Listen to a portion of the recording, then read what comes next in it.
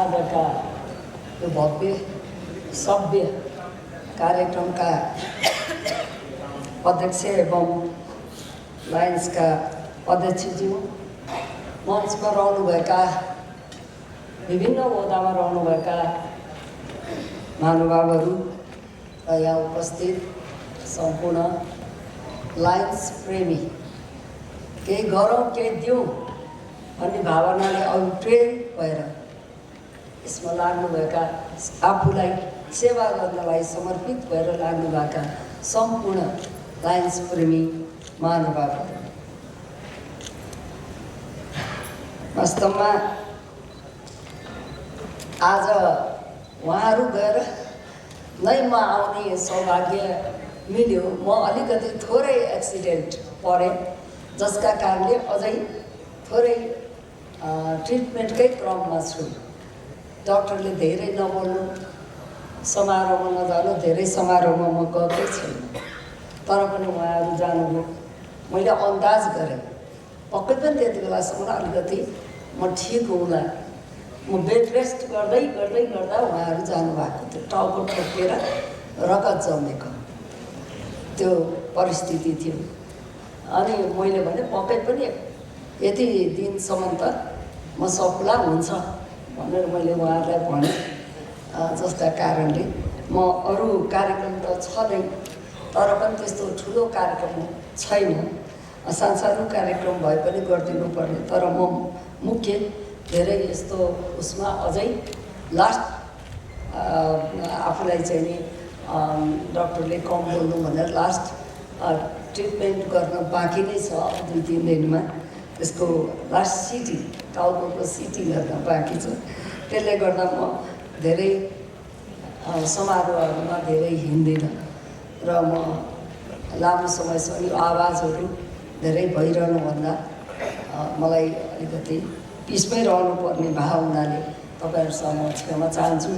मलाई कति यसको बारेमा तपाईँहरूले यत्रो भव्य सभ्य कार्यक्रम गर्नुभएको छ, सुरुदेखि अन्तिमसम्म बस्ने इच्छा थियो, तर आफ्नो स्वास्थ्यको कारणले अलि म चाहिँ नि छिटो जानुपर्ने भएकोमा म क्षमा चाहन्छु।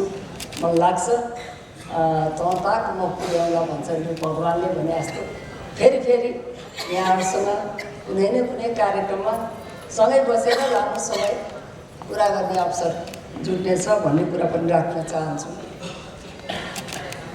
वास्तवमा लायन्सको सुरुवात, सबै कुराको सुरुवात विराटनगर अगाडि छ। विराटनगर हरेक राजनीतिको मजदुर आन्दोलनको सुरुवात गर्ने र राजनीतिको सुरुवात गर्ने राजनीतिक नेताहरूको उद्गम स्थल, त्यस्तै प्रकारले लायन्सको पनि सुरुवात वास्तवमा 1971 मातृका प्रसाद कोइराला नै नेपालको फर्स्ट प्रेसिडेन्ट भएर सुरुवात गर्नुभएको हो र हामीले यो कुराहरूको थाहा पायौँ।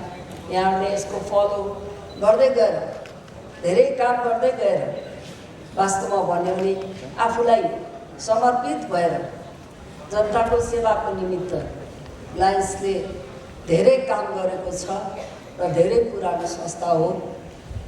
जस यहाँहरूले 1971 मा खोलेको संस्थाबाट आफूलाई समर्पित गरेर समाजमा धेरै सेवाहरू दिनुभएको छ, धेरै कामहरू गर्नुभएको छ, प्रशंसनीय कामहरू गर्नुभएको छ। हामीले प्रशस्त देखिरहेका छौँ, सुनिरहेका छौँ, हेरिरहेका छौँ। र हाल यो संस्थाले यहाँ पनि 48,000 सदस्य बनाउने भनेको एकदम ठुलै कुरा हो।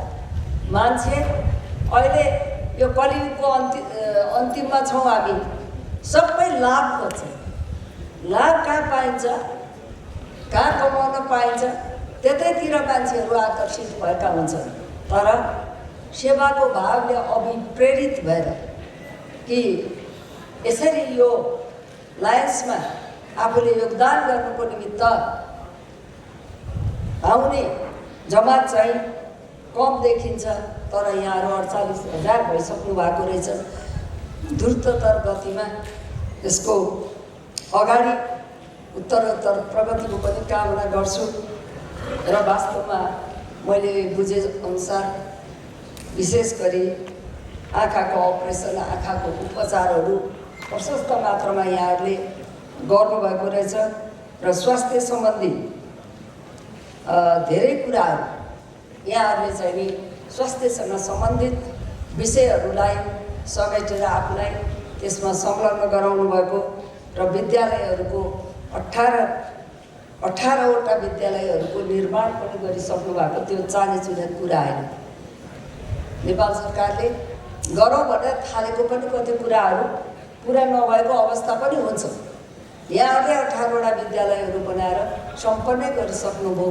म यहाँहरूलाई धेरै धेरै धन्यवाद पनि दिन चाहन्छु। अस्पतालहरूमा पनि धेरै स्वास्थ्य सामग्रीहरू बाँड्नुभएको रहेछ र म वास्तवमा 48 सालमा निर्वाचन लडेर जितेर आएको ठाउँ पर्वत हो। मलाई चासो हुँदैन भयो।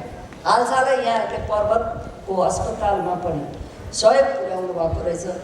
म लगभग त्यहीँको दुईटा चुनाव 48 र 51मा मैले तीबाट पार्लियामेन्टको चुनाव लडेको थिएँ र मलाई आफ्नो लाग्छ त्यो ठाउँ पनि यहाँहरूले योगदान पुर्याइदिनु भएकोमा धेरै धेरै धन्यवाद दिन चाहन्छु। र वास्तवमा हाम्रो मुलुकमा अहिले धेरै कुराको क्राइसिस बढ्दै जाला, तर यो रगतको क्राइसिस चाहिँ जहिले पनि छ। रेडक्रसले जति काम तदारुकताका साथ गर्दा पनि यसको अभाव भइरहेको अवस्था छ। म त cancer BP Koirala memorial cancer hospital सँगै मेरो घर पनि हो। म नजिकबाट हेर्छु। धेरै बिरामीले रगत नपाएर अत्यन्त प्रताडना खप्न परेको परिस्थिति पनि छ। त्यसकारणले अत्यन्त तदारुकताका साथ रेडक्रसले गर्दा गर्दै पनि मुलुकमा रगतको अभाव छ। मलाई ज्यादै खुसी लाग्यो यहाँहरूले ब्लड ब्याङ्क यो तुगन के अरे चाहिँ युनिभर्सिटीको सँगै एउटा भवन पनि बनाइसक्नु भएको छ र निकट भविष्यमै यहाँहरूले त्यसको उद्घाटन गरेर एउटा ब्लड ब्याङ्कको पनि स्थापना गर्न गइरहनु भएको छ। र मैले सुने 77 जिल्लामा हरेक जिल्लामा यहाँहरूले चाहिने त्यसको युनिट स्थापना गर्दैछौँ भन्ने कुराले ज्यादै खुसी लाग्यो। किनभने त्यसले गर्दा कतिपय मान्छेहरू अकालमै मृत्युवरण गर्नु परेको छ। ब्लड नपाएर, म्याचिङ हुने ब्लड पनि नपाएर, ब्लड पनि पाउनु पऱ्यो, म्याचिङ हुने ब्लड पनि पाउनु पऱ्यो। अलिकति नेगेटिभ ब्लड हुनेहरूलाई त झन् गाह्रो अप्ठ्यारो परिस्थिति। त्यसले गर्दा अब भोलिको अवस्थामा पक्कै पनि यो लायन्सले जे गर्ने उद्देश्य लिएको छ सफलताको पूर्ण म चाहिँ शुभकामना दिन चाहन्छु। र त्यसले गर्दा मुलुकमा बिरामीहरू रगत नपाएरै मर्न पर्ने अवस्थाको, ज्यान गुमाउन पर्ने अवस्थाको सिर्जना हुने छैन र यसले त्यसको चाहिँ परिपूर्ति गर्नेछ भन्ने मैले दृढ विश्वास लिएको छु। र वास्तवमा भन्यो भने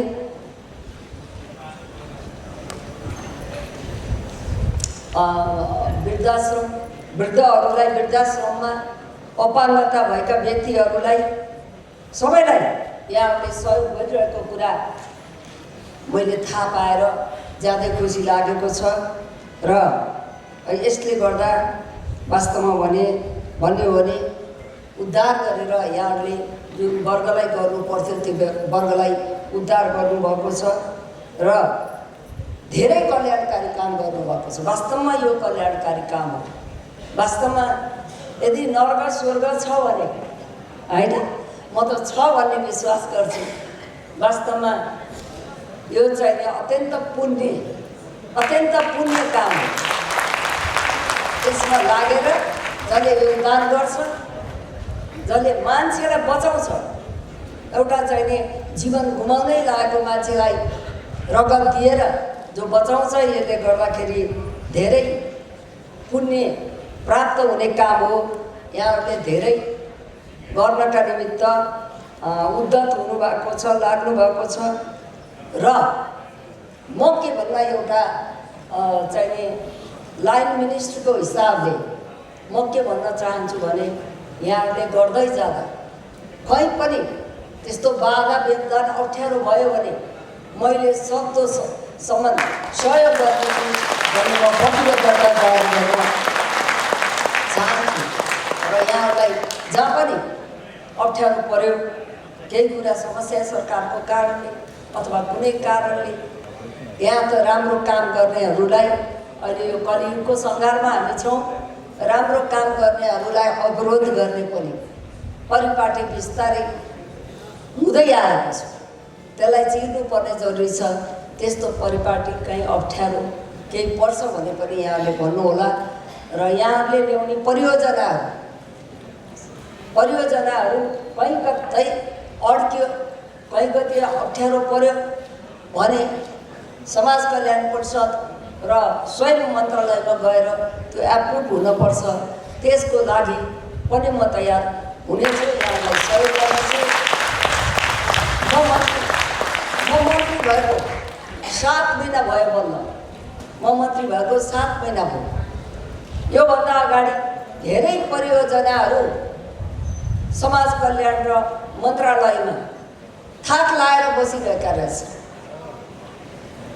अरू परियोजनाका सरकारहरू एकदम कहाँ भन्यो भने हुन्छ भनेर उहाँहरू घुमिरहनु भएको रहेछ। म मन्त्री भएर आउने बित्तिकै राजदूत महामहिम राजदूतहरू उहाँहरू चाहिँ नि लाइन लागेर भेट्न आउनुभयो। मैले त अरू कर्सेसी कल होला अथवा अरू कुनै होला पछि गर्न आउनुभयो होला भन्ने सम्झेको। उहाँहरू चाहिँ नि हाम्रो 6 महिनादेखि, वर्ष दिनदेखि, 2 वर्षदेखि हाम्रो परियोजना अड्किरहेको छ। त्यस कारणले माननीय मन्त्रीज्यू यसलाई चाहिँ नि छिटोभन्दा छिटो गरिदिनु पर्यो भनेर चाहिँ नि उहाँहरू आउनु। आज म आएको 7 महिनामा लगभग 75 अरब रकम बराबरको परियोजना स्वीकृत भइसकेको छ। र त्यसलाई कहाँ अड्किन्छ, अड्किने ठाउँमै मैले छिटो गरेर, छिटो पारदर्शीपूर्ण किसिमले र छिटोभन्दा छिटो गरेर त्यसलाई चाहिँ नि अगाडि बढाएँ। र यहाँ अनेक किसिमको अडचन बाधा व्यवधान यहाँहरूलाई पनि थाहा छ, अनेक किसिमले व्यक्तिगत इन्ट्रेस्टका कारणले नि कहाँ कहाँ अड्किन्छन् चिजहरू। तर त्यसलाई चाहिँ नि फुकाएर छिटोभन्दा छिटो गर्नु पर्यो भनेर मैले त्यो तदारुकताका साथ गरेको छु। र अझै यो समाज कल्याण परिषदलाई पुरा डिजिटलाइज गरेर पारदर्शीपूर्ण किसिमले भोलि मेरो प्रोजेक्ट कहाँ पुग्यो भन्ने कुरा सरकारवालाले आफै देख्न सक्ने किसिमको परिस्थिति होस् भनेर हामी त्यसमा पनि लागि परेका छौँ। त्यसलाई चाहिँ डिजिटलाइज गर्ने, आजको 21औं शताब्दीमा पनि फाइल बोकेर 10टामा फाइल सर्ने सिस्टम अझै बाँकी छ। त्यसलाई चाहिँ नि परिमार्जन गरेर एउटा डिजिटल मोडलमा लैजानु जरुरी छ। त्यसमा चाहिँ नि हामी लागिरहेका छौँ। के अरे चाहिँ नि एउटा मन्त्री आएर खुरुक्कै लेखेर लौ यति वर्षलाई लिजमा दिने भन्ने अवस्था थियो भिरकुटी मण्डपको। आज म आइसकेपछि 7 महिनाको अन्तरालमा त्यसलाई पनि पुरा बिडिङ गरेर, हरेक कुरामा बिडिङ गरेर बराबरको हिसाबले जसले चाहिँ नि अङ्क हाल्छ त्यसले प्राप्त गर्ने किसिमले त्यहाँ पनि चाहिँ नि एउटा पारदर्शी किसिमले, निष्पक्ष किसिमले काम गर्नको निमित्त लिजमा जग्गा दिनुहोस् अथवा घर भाडामा दिनुहोस्, त्यसको लागि पनि हामीले गरिरहेका छौँ। र 2-3टा आइटम त हामीले बिडिङ पनि गरिसकेका छौँ। त्यस कारणले गर्दा यसलाई कसरी व्यवस्थित गर्ने, अत्यन्त यो चाहिँ नि समाज कल्याण परिषद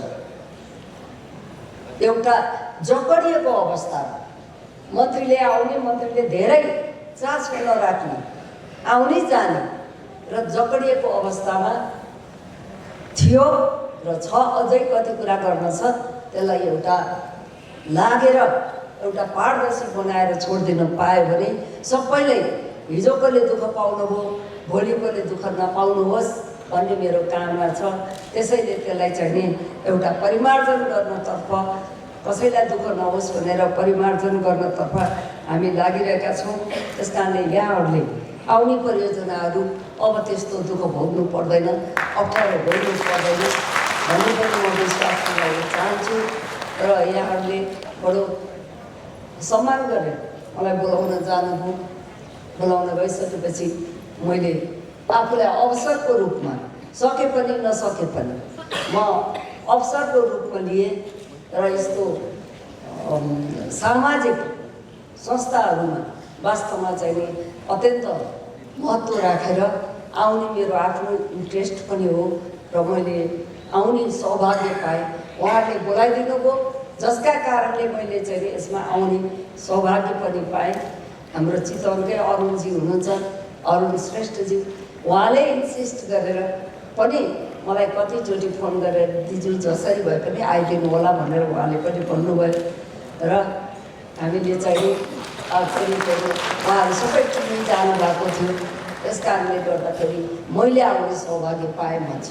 म यहाँ आएँ के नहोइन, मैले यो यस्तो फोरममा आउने सौभाग्य पाएँ। यहाँहरूको कुरा सबैको सुन्न पाएको भए अझै राम्रो हुन्थ्यो। मैले कुरा सुन्ने, केही सुन्ने अवसर पाएँ र आफ्नो दुईवटा धारणा पनि राख्ने अवसर पाएँ। यसको लागि यहाँहरू सबैलाई धेरै धेरै धन्यवाद दिँदै वास्तवमा धेरै लामो समय अगाडि नै कार्यक्रमको प्रारम्भ भई आफू जानु परेको बाध्यता मैले भनिसकेँ। त्यस कारणले गर्दा म यहाँहरूसँग बिदा हुन चाहन्छु। मेरै आफ्नो बाध्यताले, अन्यथा नसम्झिनु होला।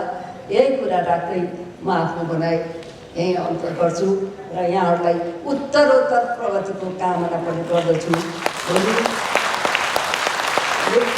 नेपालको एउटा लायन्सको नम्बर 1मा भएको गौरवको कुरा, हामी सबैको गौरवको कुरा हो।